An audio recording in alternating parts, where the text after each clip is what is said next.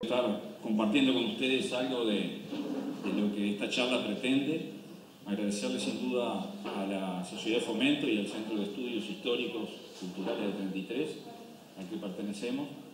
Y creo que el título lo dice, tendría que ser historias, porque hay muchas historias, no solo una, sino las breves que uno puede contar en una charla, en este momento, y que realmente pensamos que todo esto de un cultivo que es realmente muy importante para todos, es buscarle los orígenes.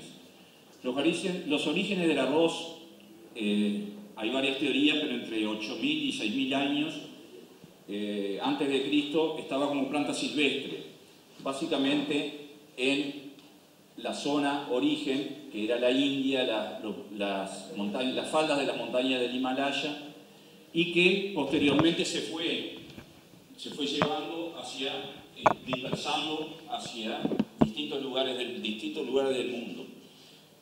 Lo importante es que este origen realmente está cuantificado y se sabe bien los lugares, y que realmente ya servía como planta comestible para las civilizaciones que estaban en aquellos momentos en esa zona. Pero alguien que tuvo una responsabilidad importante en la dispersión, por eso decía acá origen, fue Alejandro el Grande, Alejandro Magno o Alejandro de Macedonia, que estuvo en estas zonas y que realmente realizó la dispersión hacia China, primero, porque él estuvo en esa zona durante 30 años batallando y conquistando gran parte de las civilizaciones de aquellos momentos, y que realmente después llevó...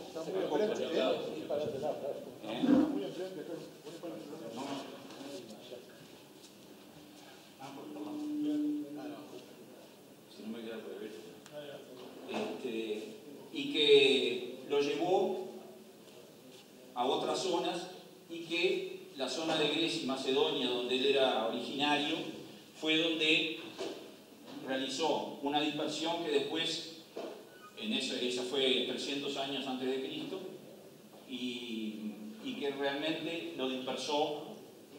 Fue llevado después a la península ibérica por los árabes, y también fue llevado hacia África y todas las otras zonas.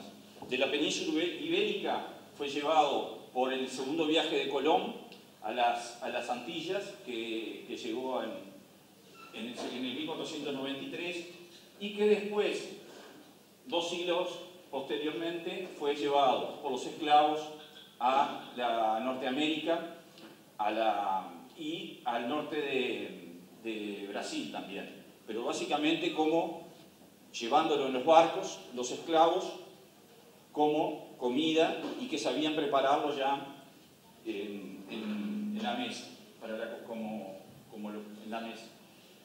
Allí la dispersión del posterior ya fue muy grande y hoy ocupa un lugar muy importante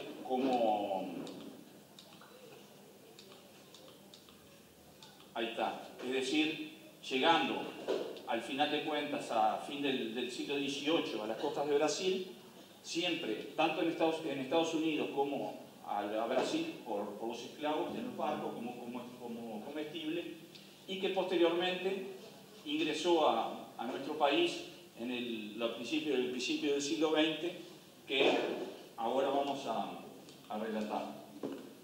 Es un cereal básico como fuente de energía para la humanidad, y provee la mitad de la energía que necesita el ser humano en la comida para poder vivir y desarrollar su actividad. El arroz hoy es el segundo cereal en sí en cuanto a cantidad de hectáreas sembradas en el mundo, después del maíz, ya que el maíz, como se acuerdan, es originario de América, tiene un áreas muy importantes, y que también es un ingrediente muy básico en muchas poblaciones de América. Es decir, además, la otra realidad es que no lo comemos en el plato y no necesita ser procesado. Es decir, solo tiene un proceso físico de sacarle la cáscara y el afrechillo, que es la parte exterior, para poderlo cocinar y llevar directamente al plato. También en la historia era símbolo de la fertilidad y fecundidad, por eso en los casamientos se tira arroz, y también apareció en las tumbas del siglo XIX y XX, en los primeros años que se encontraron las tumbas de los faraones, y aparecía también el arroz porque creían en el más allá. Entonces tenían que tener el alimento al lado de donde estaban momificadas, y bueno, sin duda que era una creencia que perduró durante muchos años en esas civilizaciones. Y un dato interesante que creo que vale la pena mencionar: todos conocemos lo que es el arroz con leche, ¿no? Por lo menos todos o casi todos lo degustamos. Y no es de ahora el arroz con leche, ni es de esta zona ni nada. Fue Alejandro Magno, Alejandro el Grande, que ya lo empezó a tener como plato acompañante de sus comidas. Y no era con leche, por supuesto, de vacuna, porque no se podía conservar. Lo hacía con leche de almendras. Por lo tanto, los frutos secos, que eran muy importantes en esa zona, que se comercializaban, fue la base del arroz con leche que hoy todos conocemos. ¿Cómo y dónde se cultiva? Comenzó en aquellos siglos, muchos siglos atrás, como un cultivo de una planta de secano que era favorecida, es decir, que tenía agua por las lluvias, y que en Asia la mayoría de las zonas tropicales en las cuales se siembra no es con riego como lo conocemos acá. Después se expande hacia el norte y hacia el sur, pero en las zonas templadas, no en los trópicos, porque en los trópicos es lluvia, los vientos monzones, todas esas y en América, en Centroamérica y el Caribe, también por las lluvias de las estaciones húmedas, y en las zonas templadas es regado. En todo el sur de América es regado, y en el norte de América y Europa también es un cultivo regado. Acá lo vemos, son plantas que tienen las características interesantes después para ver. La clasificación de los granos: todos conocemos los granos cortos, medios y largos, que es un tipo por la medida de los granos. Hay también arroces glutinosos, por ejemplo, que tienen la propiedad de, al cocinarse, se pegan. Entonces, ahí que veo sushi, no es que se prepare especialmente, pero la característica de ese arroz es que es pegajoso. Es muy distinto a los arroces sueltos que comemos todos y usamos en la mesa. Sobre todo las civilizaciones orientales son muy de consumir arroces más glutinosos. Y también han aparecido, hace 30, 40 años de investigación en Asia, los híbridos del arroz, ya que es una planta autógama, no es autofecunda, por lo tanto es difícil que naturalmente se cruce con otra planta de arroz. Entonces llegamos a la historia reciente. El Uruguay tiene prácticamente un siglo, ya a principios del siglo XX, las primeras plantaciones que se dan en el departamento de Artigas. Ahí hemos podido encontrar algunos detalles de la zona, entre las paradas del tren de Cuaró y Javier de Viana, del viejo tren del norte, que ya no existe hoy, estaba totalmente abandonado. Fue que un español inmigrante, José Camaño, realizó ahí en 1901 las primeras plantaciones de arroz. Eran 20 hectáreas creo que plantaba, pero fue en esa zona que comenzó, y que tenía además un tractor que era a vapor, funcionaba a vapor a leña. Por lo tanto, son herramientas que en aquella época eran muy importantes, ya que la mano de obra en el cultivo de arroz llevaba mucha gente. Y acá, ¿cómo se cosechaba? Que era a mano, y lo emparvaban porque se secaba naturalmente al aire libre, ¿no? No es como hoy que se precisa secar enseguida de cosechar. Y esta persona, como yo decía, era el primero, y posteriormente en esa zona se afincaron un ingeniero civil que trabajaba en el Ministerio de Obras Públicas, Camaño, después, posterior a Camaño, en el año 17, que se llamaba Ezequiel Silva. Y es que sembró en la zona de Franquilla, que era el norte del departamento de Artigas, en la confluencia del Cuarel y del río Uruguay. Después, en la segunda y tercera década del siglo pasado, empiezan a aparecer las agroindustrias, tanto CIPA en el año 28 y Arrozal 33 en el año 34, que le dieron un impulso muy grande, ya que eran empresas importantes y que ya cultivaban áreas muy interesantes y que no se habían visto en aquella zona. Pero siempre de la mano de una mecanización muy, muy primitiva, vamos a decir, y que realmente el personal que se necesitaba era mucha cantidad de gente, y acá personas en una chacra en la zona del convento de Melo en el año 29, que fueron visitados por los concejales departamentales de la época. También surgieron los primeros molinos particulares, ya que las industrias en el interior fueron fundamentales para poder elaborar el arroz de ese momento, y se vendía básicamente en el mercado interno y en Montevideo. Acá también el molino que hoy, de los pocos molinos anteriores a 1950 que existen, que es un molino piveta en Artigas, y que creemos que es interesante porque ya la mayoría de los molinos que estaban en las ciudades del interior del país hoy no están. Y esa tradición ahora, con la mecanización que vemos un poco más adelante, cambió mucho la historia.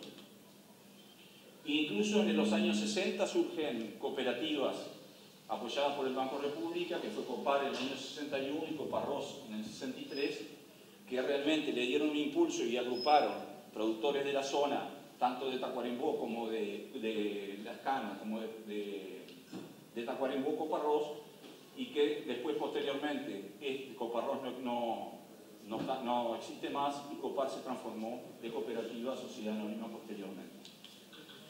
Entonces, con la expansión del área va atada a la mecanización del cultivo, con la cantidad de gente que se necesitaba, y sobre todo las tareas de siembra y cosecha, que eran las más importantes en aquel momento, y el riego, por supuesto, que la mecanización fue que realmente posibilitó la mejora de las condiciones operativas para los trabajadores, y también de poder avanzar en áreas de cultivo mayores a las que existían en ese momento, sobre todo por parte de los productores particulares, ¿no? Como decía recién, de las agroindustrias, que realmente fueron muy fuertes. Y bueno, también todas las comunicaciones que existían en aquellos momentos, y lo que se movía el arroz, pequeños camiones, y fueron también de la mano todas las industrias del tren que hoy se mencionaba, que había sido tan importante en el fin del siglo XIX y siglo XX. La mayoría de las agroindustrias se posicionaban en estaciones del tren para poder realmente realizar toda la operativa de salida del arroz mismo. Sin duda que voy a cambiar de lugar porque si no, el crecimiento fue de la mano de muchas personas que sin duda fueron emprendedores en aquellos momentos, y que realmente la necesidad de un cultivo que era básicamente para la exportación necesitaba personas que lo llevaran adelante como empresas y como el cultivo en sí, para poder agrupar y seguir continuando con las exportaciones. Y ahí que aparecen importantes personas en la investigación y en la industria. Entonces, para el mercado interno siempre se fue así, lo elaboraron sus productores, que lo vendían en forma particular. Y las primeras exportaciones surgen ya en la década del 20 con el surgimiento de las agroindustrias que mencionaba recién. Ahí toda esta mano de obra que se necesitaba para la cosecha era impresionante, y sobre todo que las tareas se realizaban básicamente con arado de bueyes, y que las empresas tenían todas decenas y centenas de yuntas de bueyes para poder hacer los laboreos.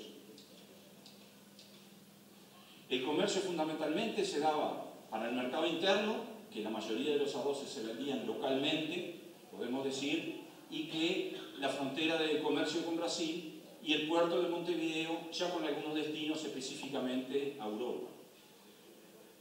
Al avanzar el siglo pasado, los acuerdos comerciales, que es el protocolo de expansión comercial con Brasil, hizo que se desgravaran los arroces que fueran vendidos allá, y tuvimos durante unos cuantos años